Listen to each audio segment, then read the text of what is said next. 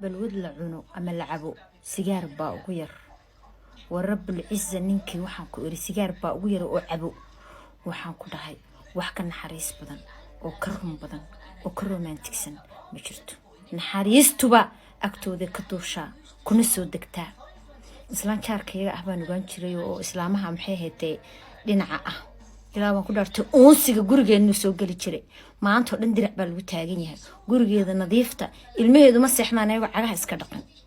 samaadan garanin xan ugu iimaan maysid been ugu iimaan maysid haddaba ha la ogaado nimanka balwada leh ha la ogaado way xanaaqaan dadka way dilaan maxaa ka keenay waxaas waa jaceyl fara badan baad siinaysaa way ku siinayaan waxaan ku wari ilaah war galabta naag saabariyahaba laygu samushin garaynayaan waxaan naagtan tiri bahalkiiba ma hayaba meel baan kaga kaca miya xanuunsanaysaa qof